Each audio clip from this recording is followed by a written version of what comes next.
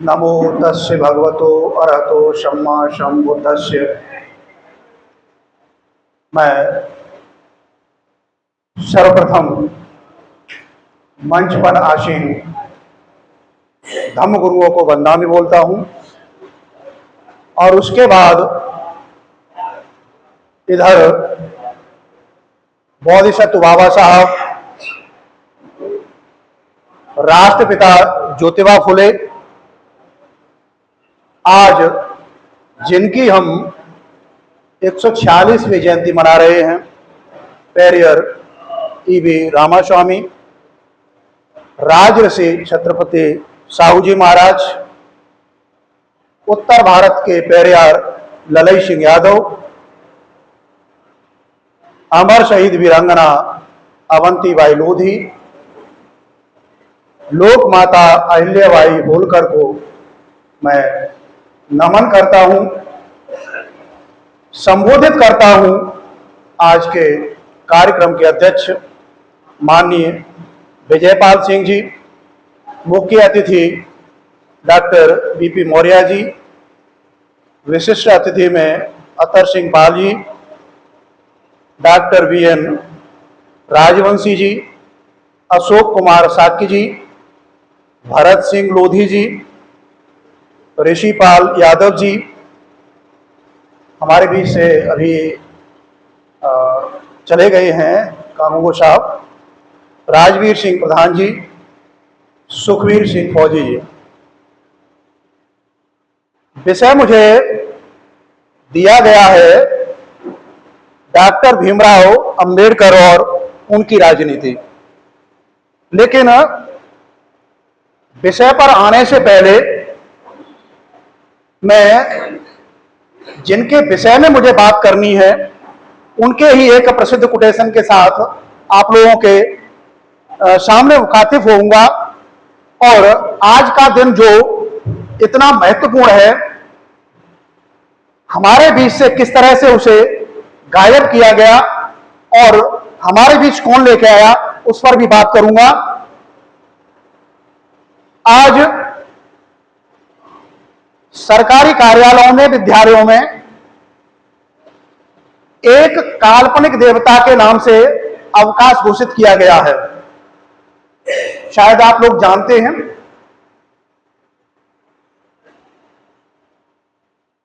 विश्वकर्मा के नाम से पौराणिक कैरेक्टर है।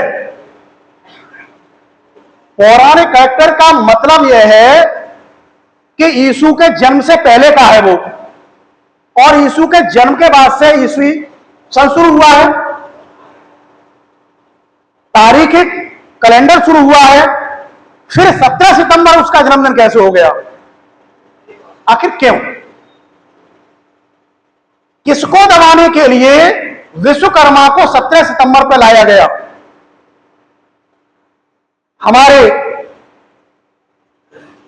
मार्गदाता, अंधविश्वास और पाखंड पर कुठाराघात करने वाले, दक्षिण भारत में अपना लोहा मनवाने वाले, आज भी तमिलनाडु में उनकी राजनीति के अलावा कोई राजनीति कारगर नहीं है। उनको काउंटर करने के लिए 17 सितंबर विश्वकर्मा जयंती है। मुझसे पहले के सभी वक्ताओं ने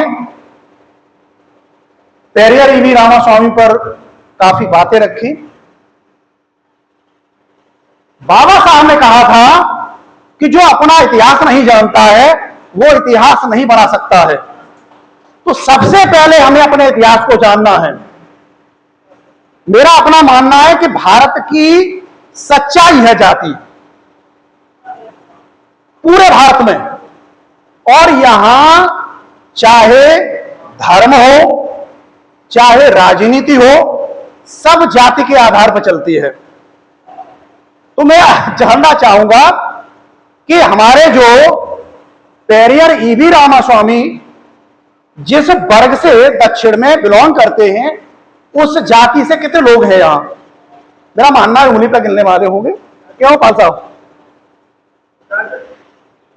मेरा आग्रह है आप लोगों से, आप अपने इतिहास को पढ़ें,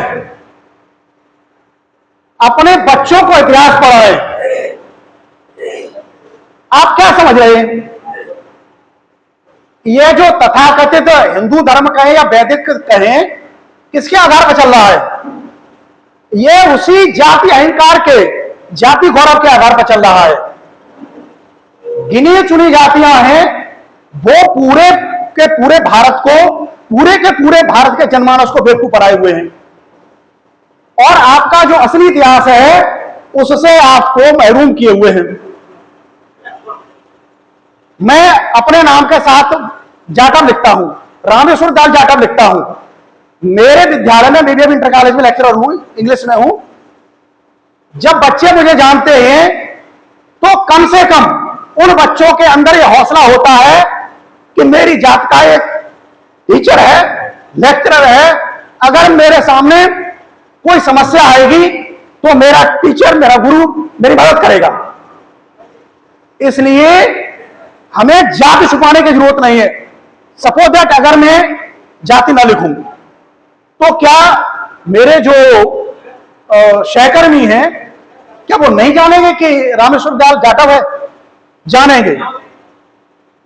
अगर मैंने इस चीज को उजागर कर दिया तो उसके साथ साथ उन लोगों के अंदर, उनके जहन में यह बात आएगी कि यह जाति के नाम पर सहमने वाला नहीं है, जाति को अंगीकार कर रहा है और जाति जो है उस पर गर्व कर रहा है। तो हम सबको अपनी जात पर गर्व करना है, अपनी जात पर शर्मिंदा नहीं होना है। पेरियर ईवी रामास्वामी ने यही समझाया है कि आप जो हैं वो रहें, दूसरों के बहकावे में आकर के, उनके ढकोसलों में ना आकर के आप अपने को पहचाने, अपनों को पहचाने। अब मैं जो इस कार्यक्रम में मुझे विषय दिया गया है डॉक्टर भीमराव अंबेडकर और उनकी राजनीति, उस पर आता हूं। मैं पुनः संबोधित करता हूं सम्मानित अध्यक्ष महोदय, माननीय अतिथिगण, भंतेगण और मेरे प्रिय साथियों। मैं आज उस महापुरुष और उसकी राजनीति पर कुछ विचार रखना चाहता हूं जिसका नाम भारत के इतिहास में स्वर्णिम अक्षरों में दर्ज है। भारत रत्न, संविधान शिल्पी, समाज सुधारक डॉक्टर भीमराव रामजी अंबेडकर। साथियों, बाबा साहब के बारे में आप लोगों ने पढ़ा होगा कि 14 अप्रैल 1891 में मध्य प्रदेश के महू में डॉक्टर भीमराव अंबेडकर का जन्म हुआ था, और जन्म से ही उन्होंने अस्पृश्यता और अपमान को झेला था। स्कूल में उनको अलग बिठाया जाता था और पानी के घड़ों को तक नहीं उन्हें छूने दिया जाता था। अन्याय उनके मन में इस तरह से घर कर गया था कि उनके मन में सदैव यही प्रश्न गूंजता था, क्या मनुष्य का मूल्य केवल उसकी जाति से तय होगा? यही सवाल आगे चलकर उनकी राजनीतिक जीवन का आधार बना। यह सवाल कि व्यक्ति की पहचान, उसकी गरिमा केवल जाति से ही है। अगर छोटी जाति में पैदा हुआ है तो उसे अपने अंदर हीनता की भावना रखनी है और दूसरे उसके प्रति हीनता का ही व्यवहार करेंगे। यह विचार जो है उनकी राजनीति का वेश बना, आधार बना। आप लोगों ने जाना है कि वे उच्च शिक्षा के लिए अमेरिका गए, इंग्लैंड गए, और वहां जाकर के उन्होंने यह जाना कि लोकतंत्र क्या होता है, समानता क्या होती है, मानवाधिकार क्या होते हैं और इनके सिद्धांत क्या हैं। तो साथियों, उन्होंने यह समझा कि यदि भारत को वास्तव में स्वतंत्र और आधुनिक राष्ट्र बनाना है तो जाति और छूत की जो जंजीरें हैं उन्हें तोड़ना पड़ेगा।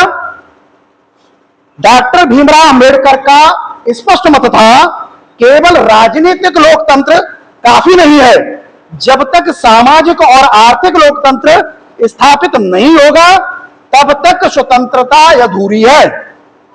हाँ, अरे वोट देने का अधिकार मिल गया, वोट डालने का अधिकार मिल गया, इलेक्शन लड़ने का अधिकार मिल गया, लेकिन एमपी होने के बाद भी, एमएलए होने के बाद भी मंत्री होने के बाद भी अगर जमीन पर बैठना पड़ता है, उच्च जाति के एमएलए, एमपी और मंत्रियों के सामने, उनके लिए कुर्सी होती है और आपके लिए स्टूल होता है, तो फिर ऐसी राजनीति का, ऐसे मंत्री होने का, ऐसा सांसद होने का, ऐसा विधायक होने का कोई मतलब नहीं है। उनकी राजनीति के 3 मूल आधार थे: समानता, स्वतंत्रता और बंधुत्व। अब आज का जो वक्त है, चाहे कोई राजनीतिक पार्टी हो, किसी का काम बिना बाबा साहब के नहीं चल रहा है। किसी का काम नहीं चल रहा है बाबा साहब के बिना। चाहे आपकी बीजेपी ले ले, सत्ता में है, भले ही उसकी विचारधारा दूसरी है, लेकिन बाबा साहब की बात किए बिना उसका काम नहीं चल रहा है। कांग्रेस जो जब तक बाबा साहब रहे उनको प्रताड़ित करती रही, उनका अपमान करती रही, उसका भी काम बिना बाबा साहब के नहीं चल पा रहा है। अभी राजवंशी जी जिस राजनीतिक दल की बात कर रहे थे, जब सत्ता में रहे, आप सबको याद होगा कि चुन चुन कर बहुजन समाज में जन्मे संतों, गुरुओं और महापुरुषों के नाम पर बहुजन समाज पार्टी ने चाहे जिलों के नाम रखे हों, चाहे विश्वविद्यालयों के नाम रखे हों, चाहे मार्गों के नाम रखे हों, पार्कों के नाम रखे हों, सत्ता में आते ही सबसे पहला काम था उनके नामों में बदलाव। काशीराम नगर, कासगंज भाजपा ने या कांग्रेस ने नहीं किया है। तो मैं साथियों बात कर रहा था, कांग्रेस ने क्या किया है। बाबा साहब जब जीवित थे, कांग्रेस दलितों को केवल हरिजन बनाए रखना चाहती थी। हरिजन कह करके जो दलित वर्ग है उसकी राजनीतिक अस्तित्व को मिटाना चाहती थी। अंबेडकर साफ कहते थे, कांग्रेस दलितों को दया और दान की वस्तु मानती है, जबकि मैं उन्हें राजनीतिक शक्ति देना चाहता हूं। हरिजन कह करके कांग्रेस केवल शेड्यूल कास्ट को, शेड्यूल ट्राइब को और यहां तक बैकवर्ड को भी केवल अपनी कृपा का पात्र बनाए रखना चाहती थी। कांग्रेस का असली उद्देश्य था दलितों को अपने वोट बैंक में बदलना, न कि उन्हें स्वतंत्र नेतृत्व देना। अरे टॉप लीडर्स रहे शेड्यूल कास्ट से, शेड्यूल ट्राइब से और बैकवर्ड से, उन्हें सत्ता के शिखर तक नहीं जाने दिया। 1937 के चुनाव में और उसके बाद के चुनाव में भी, और यहां तक कि संविधान सभा का जो चुनाव हुआ था उसमें भी कांग्रेस ने बार बार दलितों के स्वतंत्र प्रतिनिधित्व को नकारा, उसका विरोध किया। अब आज जो सत्ता में है,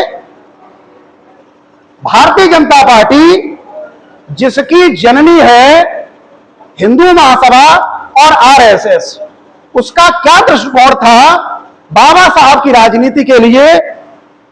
साथियों, कांग्रेस के साथ साथ हिंदू महासभा भी उनके मार्ग में बाधा बनी। उसका नारा था हिंदू हिंदू एक हो, पर अंबेडकर का कहना था जिस हिंदू धर्म की नीति जाति और छुआछूत पर रखी गई है वहां समानता संभव ही नहीं है। उन्होंने हिंदू महासभा को यह कहकर ललकारा था, हिंदू समाज कभी एक नहीं हो सकता क्योंकि उसकी जड़ में जाति प्रथा है, ऊंच नीच है, छुआछूत है। और जो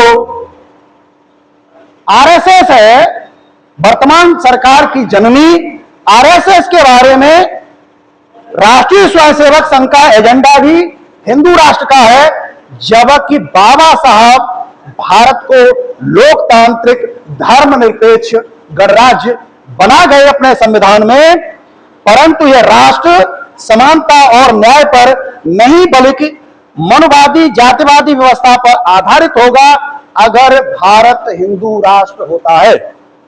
अंबेडकर ने तीखी आलोचना करते हुए कहा था, जाति ही हिंदू समाज की आत्मा है। जो लोग जाति को बनाए रखना चाहते हैं, हिंदू एकता की बात करते हैं, वे केवल छल करते हैं और छल के अलावा और कुछ नहीं करते। मैंने राष्ट्र पिताजी ने कहा जाता है, उनके साथ गांधी के साथ बाबा साहब का राजनीतिक किस तरह का मुकाबला था, उस पर भी कुछ लिखा है। गांधी जी और अंबेडकर का जो इतिहास है वो टकराव का इतिहास है। गांधी दलितों को हरिजन कहकर हिंदू समाज के भीतर सुधार करना चाहते थे, लेकिन बाबा साहब डॉक्टर भीमराव अंबेडकर जाति हिंदू धर्म की रीढ़ है, जब तक जाति है समानता संभव नहीं है, ऐसा डॉक्टर भीमराव अंबेडकर का मानना था।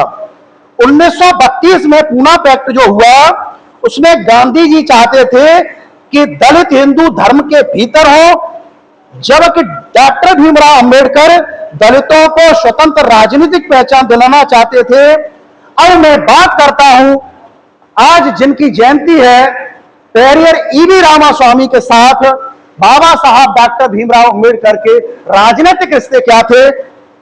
दक्षिण भारत के समाज सुधारक पेरियर ईवी रामास्वामी और डॉक्टर भीमराव अंबेडकर दोनों ने ही जाति व्यवस्था की जड़ को चुनौती दी। पेरियर ने डॉक्टर अंबेडकर को दलितों का सच्चा उद्धारक कहा था। दोनों मानते थे कि सामाजिक क्रांति के बिना राजनीतिक क्रांति का कोई मतलब नहीं है, राजनीतिक क्रांति अधूरी है। अब बात करता हूं मैं कि कांग्रेस ने कितनी बार और कब कब बाबा साहब का अपमान किया, उनकी राजनीति को नकारा।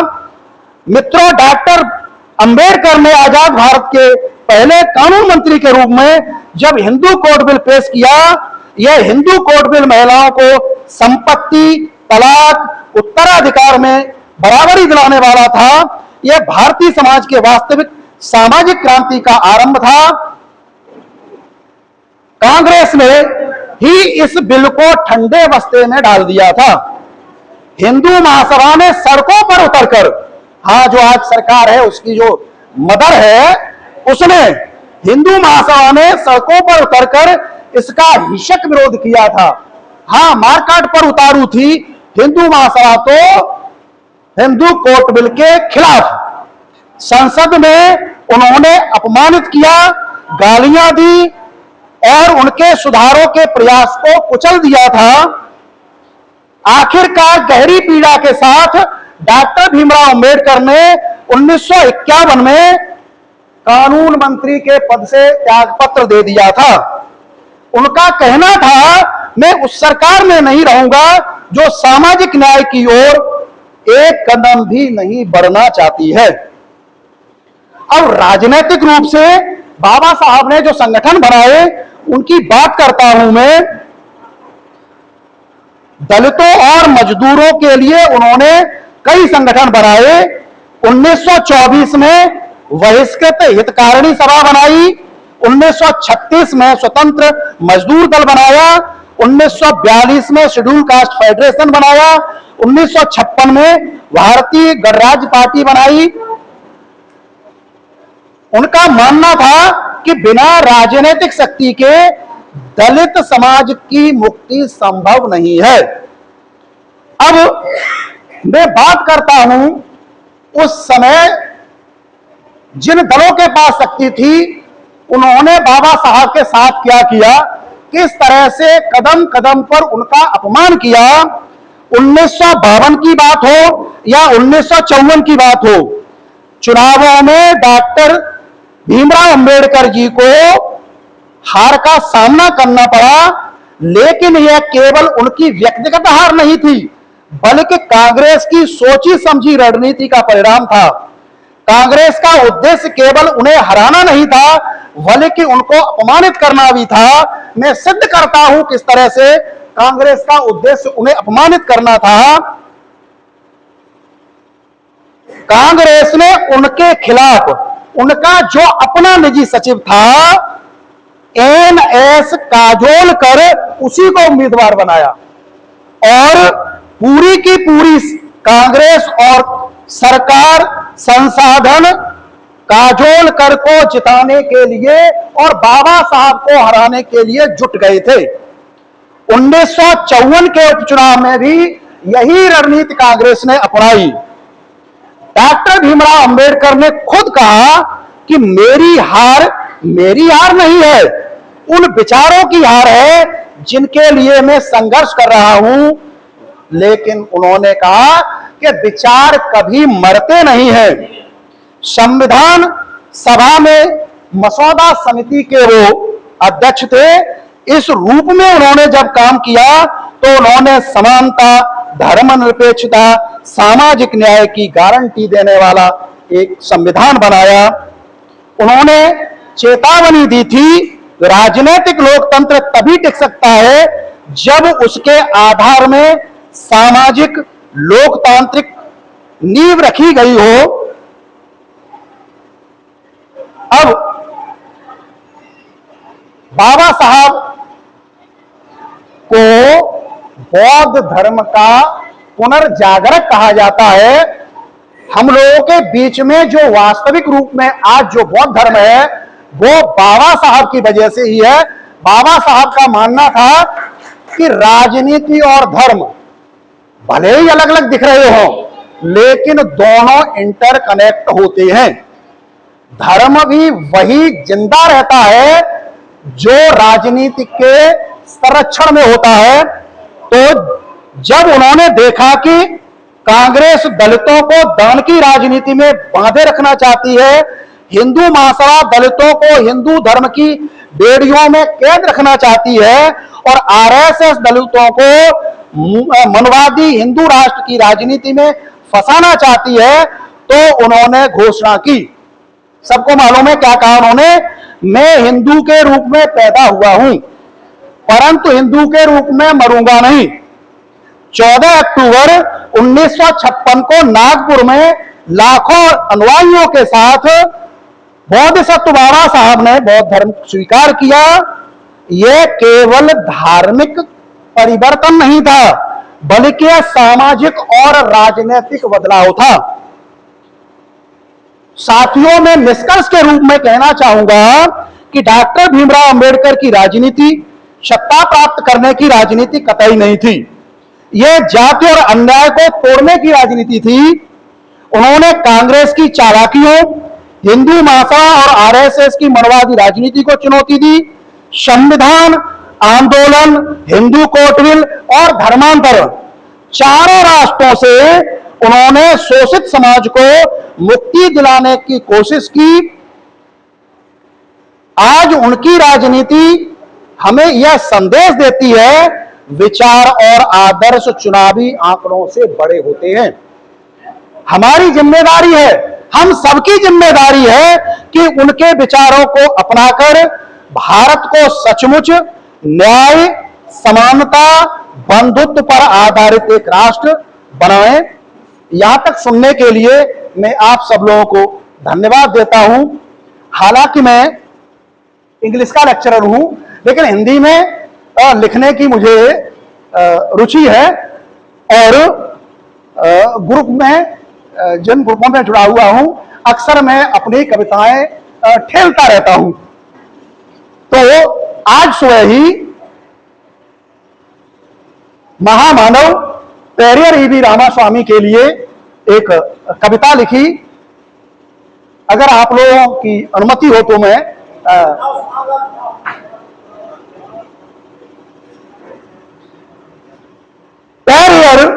पेरियर स्वाभिमान का दीपक, तमिल का आधार, पेरियर अन्याय के विरुद्ध वह बना तलवार।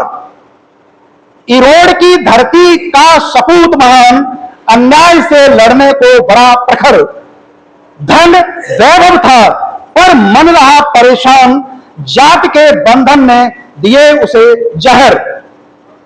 काशी के मंदिर में अपमान सहा, हाँ काशी आए थे, या इंसल्ट किया जात पूछ करके। उन्हें कहा ना कि मैं घड़ैया हूं दक्षिण भारत का। पंडों ने उनको अपमानित किया।